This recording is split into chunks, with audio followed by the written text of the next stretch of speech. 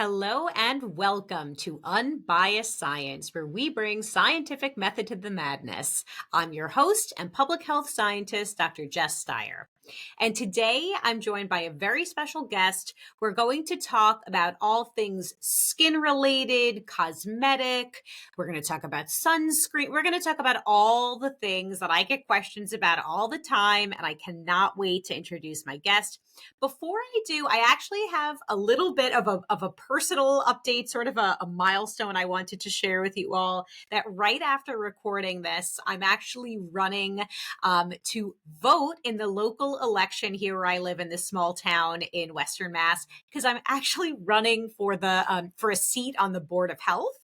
And I'm super excited about it. I don't think I'm going to win. I'm running against someone he's been around for a very long time. A lot of people know him, but I wanted to throw my hat in the ring. It's actually the first contested election in our small town since 2016. So kind of cool. And I feel like I'm having my Leslie Knope moment. If you're a Parks and Rec fan, you'll get the reference. But anyway, that's enough about me. I want to introduce today's guest, Esther Olu, who you may know as the Melanin Chemist. Esther is an R&D formulation scientist, licensed esthetician, and science communicator who is a passionate advocate for dispelling misinformation within the beauty industry.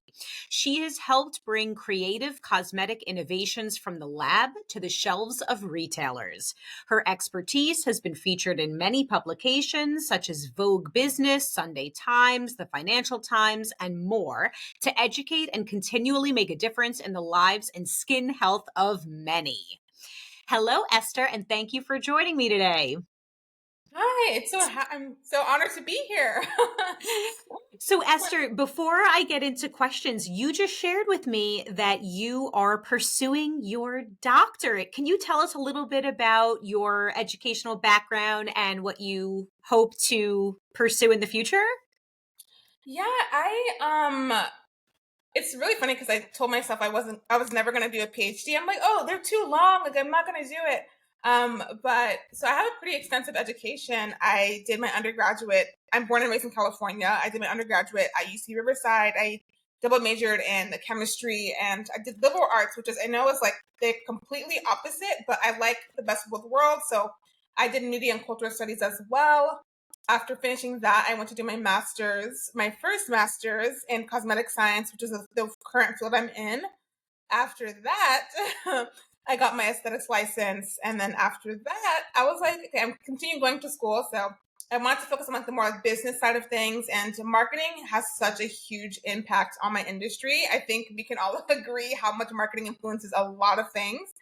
And I decided to do an MBA in project management and supply chain, as well as a master's in marketing, which I just finished. And I know, Not ambitious at all. Yes, not ambitious at all. So, with this PhD, I wanted to really do an extension of my master's thesis, which is focused on hyperpigmentation and how to treat it. It is such a common skin condition in many skin tones, especially darker skin tones. So I'm hoping to see ideally other new innovations to treat it and hopefully make a discovery. Well, we're definitely going to talk about that. So yes, going to pick your brain about hyperpigmentation for sure. So just to set the stage, so Esther, I read that you were born to Nigerian parents, and as you said, born and raised in Orange County, California. And you've said, and I was reading some articles that you've been interviewed for, all incredible, and I'll link a bunch in our show notes. But you said that there weren't many people in your community to represent beauty standards that would inspire you. I found this quote I wanted to share, and I'm hoping maybe you could just talk a little bit more about it. You said, "Growing up, my beauty lens was really limited. There wasn't a lot of diversity around me, and my family didn't emphasize beauty, so it wasn't until college that I started to pay attention." So what inspired you to become the Melanin Chemist, focus on skincare and sun protection? Like what sparked your interest in this field? There's truly so many layers to this. So for me, I grew up in Orange County, California, and if anyone's familiar with Orange County, it's very predominantly like white, Hispanic, Latino, and Asian. So there really wasn't many people that looked like me going to high school. Especially, I was one of the very few like Black people there, and I just didn't look fit in, quote unquote. Going to college, it was, I would say, almost like the same, but there was like a little bit more diversity there. So I did see people that looked like me. But also that was like when I started to get into like skincare and like looking at the beauty YouTubers and all that stuff, learning about makeup and all that. And I actually was on the path to go to med school. That was like what my parents wanted for me. And like in Nigerian culture, if you're not doing like going to med school, doing engineering, you're considered like a failure, like really. And it's very like strict, like the immigrant culture. That's really like how it is there. And as I was going through my undergrad, I was like, I'm not passionate about this. Like honestly, I'm not passionate about this. I just felt like I was going to be miserable as I was doing my classes, and I would consider myself like a black sheep, especially like within my family. I do very unconventional, non-traditional things. And as I was finishing school, I was like, I don't aspire to do pharmacy school. I don't aspire to do med school. And I was thinking about what are the other things that I could do that are still science related, but just not those things, right? And one of my last classes was advanced organic chemistry. And I was like, okay, obviously you're synthesizing things or reversing them. And I was like, okay, obviously I like skincare, I like makeup. There's obviously a way that it's made, right? So I did my little research and I found out, okay, cosmetic science. That's how I came across the field. I was like, this is pretty interesting that, there's actual science behind our beauty products. And I found this one chemist. His name is Perry Romanowski, and he's still pretty big. Like I would say, is like the first influencer in like the cosmetic science industry. Took some webinars, and I'm like, you know what? I'm gonna learn more about this, which is like why I decided to do my master's degree to get like a formal training / understanding about the field. And truly, the rest was history. I was like, I'm passionate about this. And my social platform was just like it was initially just meant to be an outlet, like just talking about, I'm learning this, I love this so much. And people just found me, and it kind of just went from there. Yeah, no, your page is amazing. Esther posts videos regularly, really educational, informative, but like interesting and engaging, just fantastic content. Esther, can you, and obviously I'll say this again at the end of the episode, but where can people follow you? You can follow me on Instagram, mostly Instagram. I have a TikTok, but I'm not super active. But it's at the Melanin Chemist. Awesome. And I'll link to it in the show notes. Okay. All right. So let's get into it. So you have, well, first I want to talk about sunscreen and sun protection. So you've discussed the importance of melanin-friendly sunscreen. So what does this mean exactly? What should people look for in a sunscreen? So when I'm saying melanin-friendly sunscreens, I'm talking about it not leaving a cast on the deeper skin tones. I think a lot of us have maybe accidentally or intentionally used a sunscreen and found out it is making me look purple, blue, super, super white. And that is really what happens with the mineral-based sunscreens. So when I'm saying melanin-friendly sunscreens, I'm mostly talking about chemical sunscreens, and these are the organic filters. So think like avobenzone, octisalate, oxybenzone, and so on and so forth. And those tend to, well, for one, they're soluble. So when you apply these filters on your skin, it's going to give you pretty much an invisible finish. When it comes to mineral sunscreens, those are not soluble. They are dispersed, suspended. They're literally like white powders, guys, and they're suspended. So they're not going to dissolve into your skin. They're going to be on top of your skin, which is like why you're having that cast. So your melanin-friendly sunscreens, or I'll say for any skin tone, are going to be like your chemical sunscreens. Okay, so you answered my question because I was going to ask you. So when you're reaching for sunscreen, are you reaching for chemical and mineral? And I'm so glad you shared that. There's a lot of fear mongering on social media. I'm sure you've seen it about chemical sunscreens in particular. And it's interesting that you just said, the chemical sunscreens are absorbed, whereas the mineral ones are sort of sitting on your skin. Mm-hmm. And I think that idea of absorption is very scary for people. There is lots of misinformation about chemical sunscreens sunscreens being linked to cancer, and actually people claiming that it's the sunscreen giving people skin cancer and not the sun exposure. So what would you say to people who say that? That it's so late. It's really not sunscreen that's giving you cancer. So much technological advancements where we're able to detect cancer compared to back then. That's why it seems like the quote unquote the cancer rates are rising. We're just advancing as a society to be able to detect rates and have people live longer compared to when literally decades ago. Also, I understand, like you mentioned, that it sounds very scary when we're hearing about absorption, but it's really important to distinguish that something being absorbed doesn't mean that it's harming you. We have a pretty, I would say, a lot of advanced organs in our body that are excreting these things out. They're not staying in our body. And when we think about toxicology, the aggregated exposure, when we're adding all of these things up together, there are toxicologists that are looking at the safety limits about what is acceptable and what is not acceptable. And they're setting, okay, this limit is okay. Anything past that is not okay. So very important to remember, absorption doesn't mean harm. Okay, so very important to remember that. And then correlation does not equal causation. Very important to remember that as well. So please rest assured. Love it.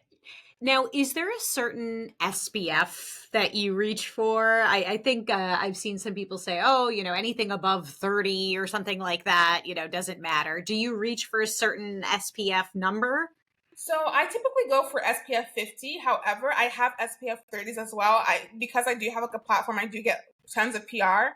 For me, any sunscreen is better than no sunscreen. So I don't want to be so nitpicky about it. I think SPF 30 should be like the baseline for anybody, and broad spectrum. So when I say broad spectrum, you want to protect yourself from the UVA radiation, which are the radiation that's commonly associated with aging, and UVB radiation, which is most commonly associated with burning. So we want to make sure that you're finding sunscreens that protect on both ends of the spectrum. Like I said, I like SPF 50s, but ultimately, as long as you choose a sunscreen, I'm happy. So there is this article that came out. We just spoke about it briefly before we hit record, and neither of us actually read it in full. I just saw it. It just popped up on my, Instagram when I was scrolling this morning about, I think it was published in The Atlantic, and it was something about how we're almost like overemphasizing the dangers of sun exposure, and maybe we can lay off the sunscreen a little bit. Like we're going too hard for sunscreen, and scientists need to take a different approach to messaging. Again, please don't quote me on that. I will find the article and I will post it to show notes. But Esther, you said something that I thought was really, just spot on. Can you share your response to that? Yes. So a common misconception about sunscreens is that they are 100% protecting you. That is not true. You're still letting in about roughly 3 to 5% of UV. This does depend on like the SPF number that you're getting. The higher the number goes, I would say up to about 50, you're getting I'm trying to figure out how to phrase this. The higher the number goes, the less UV you are getting, but you're still going to be getting UV. And people like to call sunscreen sunblock, as in they're blocking all of UV. That is a banned term in the US. You cannot use that because, again, you're still letting UV hit your skin. So you're still synthesizing vitamin D, which is a common misconception. If you wear sunscreen, you're still going to get vitamin D. You might still get like a small tan, possibly if you're like laying out in the sun all day, but you are still getting protection compared to if you were not wearing sunscreen. Do I think that there's some professionals that are kind of extreme? Yes, but that doesn't define all of the professionals. You know what I mean? So true. It's funny because I do see some people who it's literally like you'd think it's almost like vampire. They'll go outside and they're slathered in sunscreen, great, but then they're also wearing a hat and a scarf, holding an umbrella. And I don't want to poo-poo that. Everyone has different risk thresholds, risk, factors, family histories, all that stuff. So I really do get it. But sometimes when I see that level of, of extreme, I think that speaks to what you were just saying. So makes total sense to me. All right. let's move on to talk about cosmetics and skincare. Esther, you shared that you've done some research on hyperpigmentation. This is a concern for many people, especially those with darker skin tones. So, can you explain some different types of hyperpigmentation and some effective ways to address this issue? Yes. So there's two main types of hyperpigmentation that I would say are like the most common.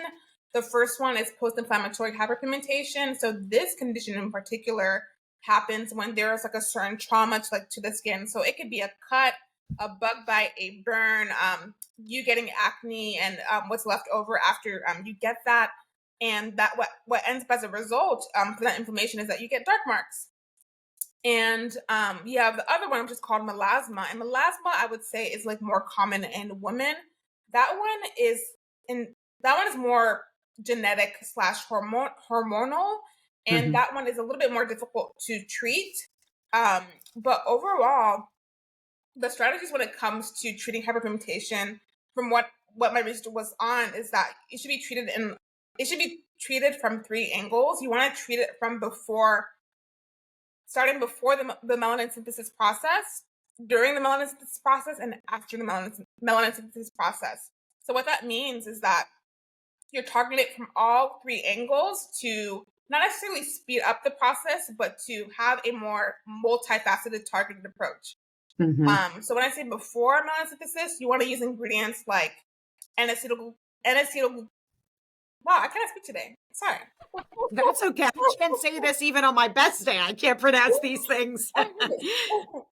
N-acetylglucosamine, or like tretinoin, your retinoids. And then during the process, you want to use ingredients like called tyrosinase inhibitors. Tyrosinase is the key enzyme that is causing the melanin synthesis process. So ingredients like licorice root extract, hydroquinone is not prescription only, unfortunately, but what else?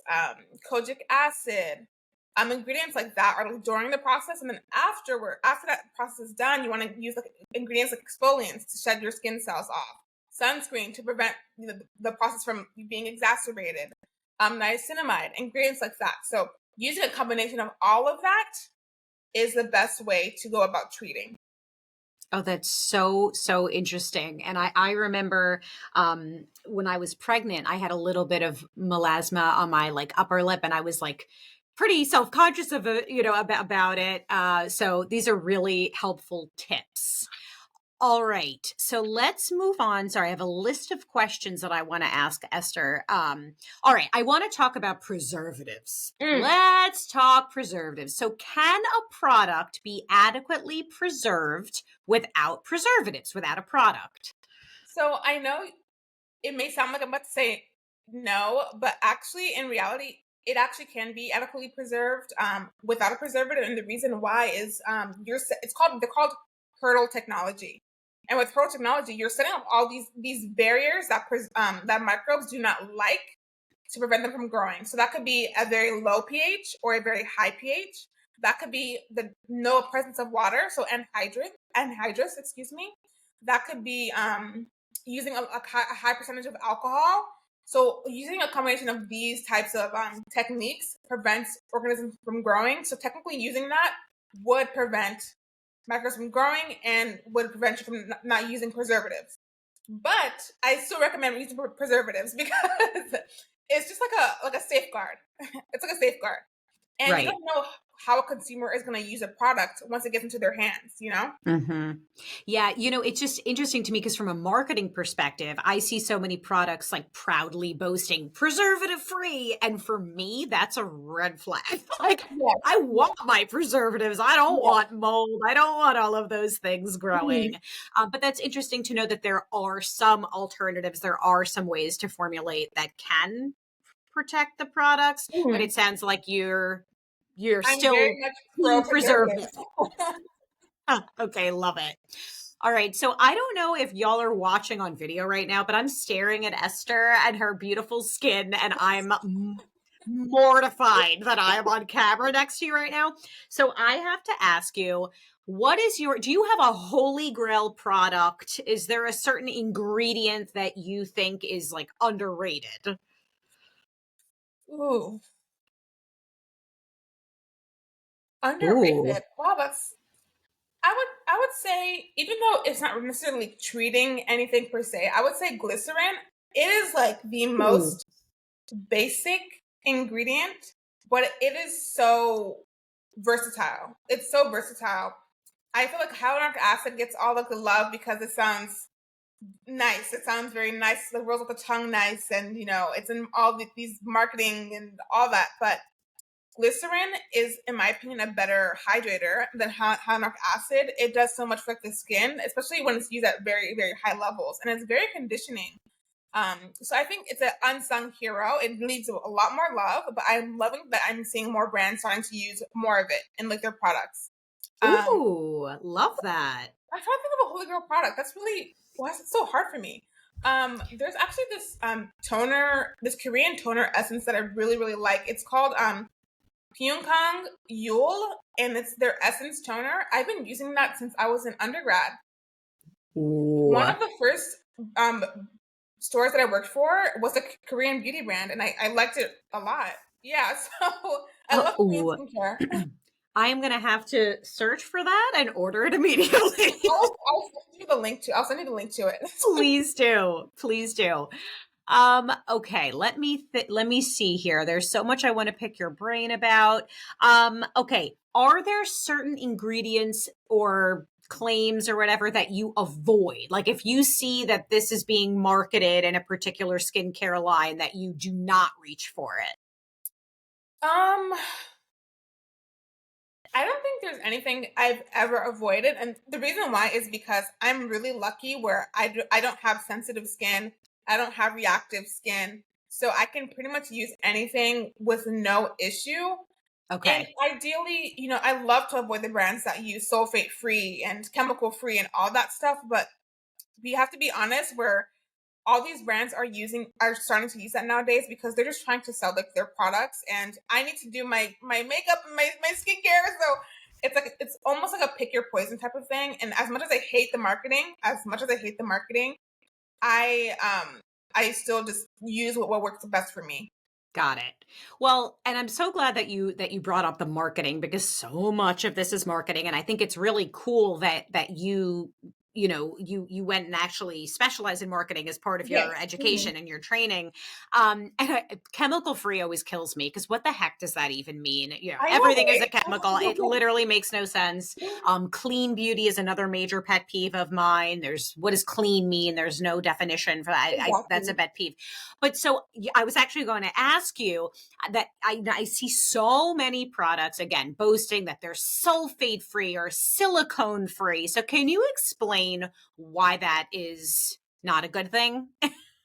So when we think about the psychology of like free from claims, what brands are essentially doing is they're trying to tell you that sulfates and silicones, that these ingredients are a threat to you. They're a threat to you in some way, shape, or form. And when they use these claims, what they're trying to say is like, I'm trying to direct you away from that threat and make my product your safe, like your little safe haven.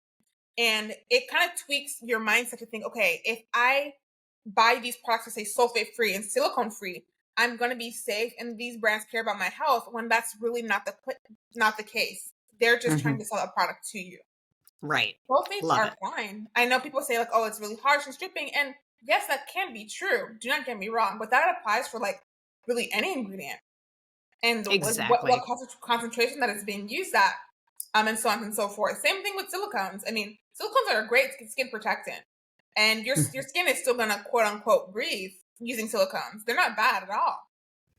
So it's really important to understand how impactful language is, especially when it comes to marketing.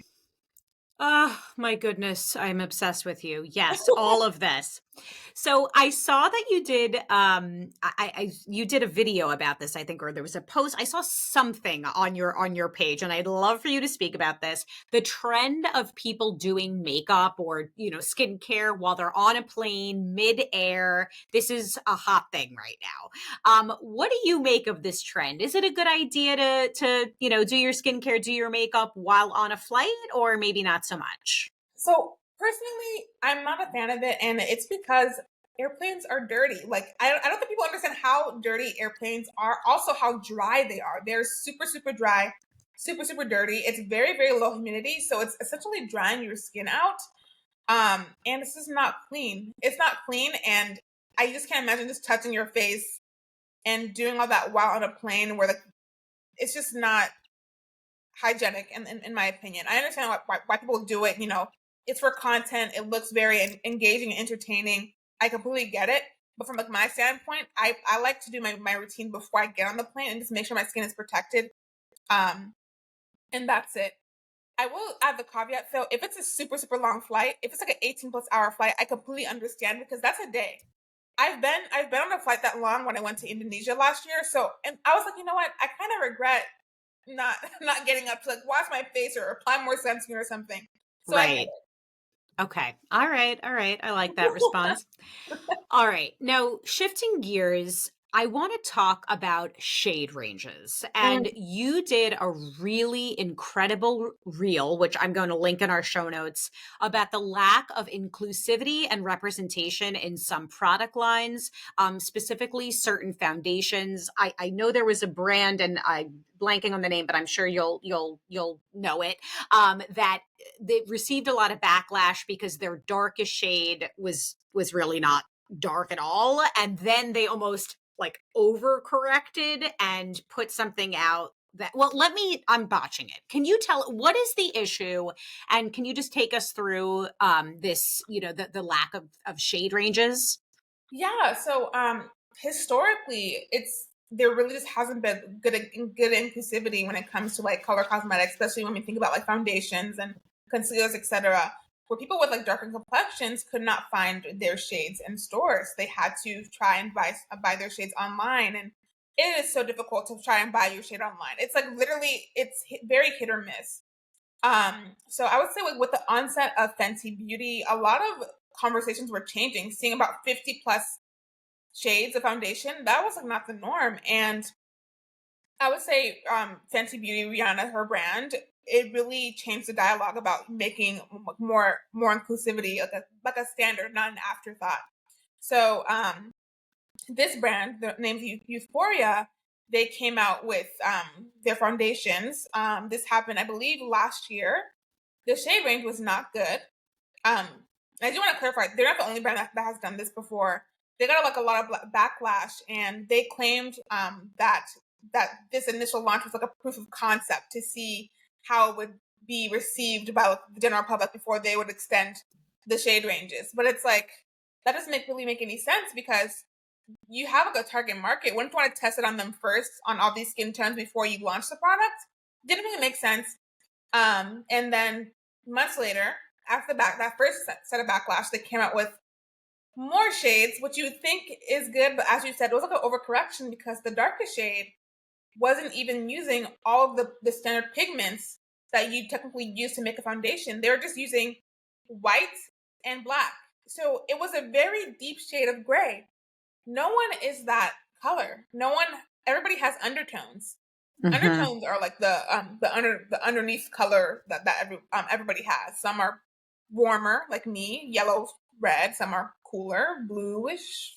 Um, some are olive, and that foundation shade was just, I can't even call it a shade. It was literally just like a deep shade of gray. Right. Um, so they missed the mark again, and they've been quiet ever since. I was going to ask you, have they responded? No. And Interesting. like retailers are pulling them out off their shelves, and so far it's been two, Credo, and there was one other, I forgot who it was, but there's another retailer, and now people are trying to get Ulta to remove them from like the shelves as well. Oh, interesting. Yeah, Mhm. the videos that I saw, it's people were taking just like black paint that they Mhm. were buying and putting it on their skin, and then putting this product next to it and just showing, I mean, it was basically identical. Yes. Oh my goodness. Yes. I know, as Esther, I think, and correct me if I'm mistaken, in the video that you put out on this topic, you were showing there, is it 4 or 5 different like I'm probably going to use the wrong terms, but like base colors that are like mixed to create foundation. Is this sounding familiar? Am I making it was like red? Yeah, Can you so talk a little bit more about that? of course, of course. So when it comes to making foundations, they use iron oxide. So when I'm saying iron oxides, so we talked about sunscreen earlier. Sunscreen also uses iron oxide, specifically titanium dioxide and zinc oxide. So there's like some things that are very similar here. So when it comes to color cosmetics, they use black iron oxide, yellow iron oxide, and red iron oxide. So things are advancing in industry where different colors called chromium oxide green and ultramarine blue are being used too. And that actually helps you to make a very, I would say, more diverse ranges of undertones and shades. So as I mentioned, Euphoria for that very last shade only used black and white. Oh, I forgot to mention titanium dioxide. I'm sorry. That's also another one that's used and to make foundations as well. And that's the white pat, Yes, right? that's Is that white. right? Okay. And it's so funny because titanium dioxide has been in the news for the past few years. Lots of fear about it causing cancer. And I'm using, my little air quotes here. Yes. We have to go back to the dose makes the poison, right? And the Mhm. amount of titanium dioxide that we're exposed to in our cosmetics or in things like period products, like tampons. There was a lot of concern. Yes, it's used to color the products white, right? Mhm. So there's a lot of concern about it being carcinogenic. Anything is carcinogenic in a certain Yes. amount. The Yes. amount that we're exposed to in these products is low and is not shown to have any link to, to causing cancer in humans. I just wanted to Mhm. chat about that a Very little good. bit. PSA. Yes, PSA, don't fear titanium dioxide. All right. Well, thank you for sharing a little bit about that. I think it's a really important issue. All right. So, what are some exciting developments or trends in skincare for melanin rich skin and skincare in general that maybe we should know about? So, as much as there's a lot of difficulty with sunscreens, like particularly mineral sunscreens, I would say that companies are aware of this. Like the people that actually make the ingredients, and they're trying to find strategies to make the appearance of the white cast a little bit better. So, use having like tinted options. So, like using the iron oxides, as I mentioned, making the particle sizes smaller. That also helps to with the white cast.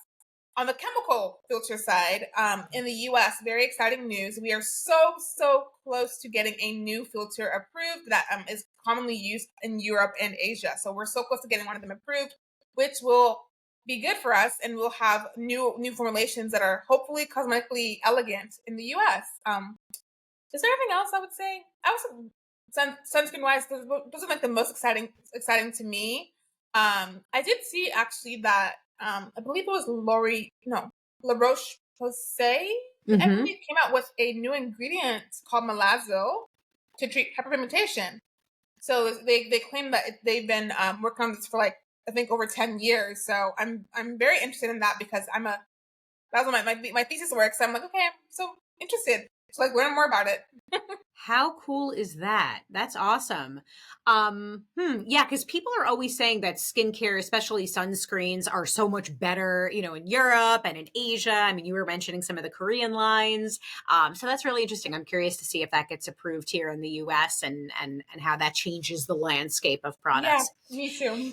So I'm curious, are you someone who thinks that well, okay, let's say there's someone who is sort of new to skincare, wants to sort of, dabble and try out some new products. Do you think that, well, I have a few different questions. One, do we need to spend a lot of money to get high quality products, or are there like drugstore dupes or products that are, that will do just fine? And two, do we need a lot of products, or are there just a few staples that we need to get the job done? Okay, I'm very passionate about this topic. So, a common like misconception that I will probably continue seeing for like the rest of my life is that price means quality or like effectiveness, and that is not true. Their brands mark up the prices of their products. That should be common knowledge. I'm not saying it is common knowledge, but it should be common knowledge. Brands mark up the price of what it costs what a product actually is.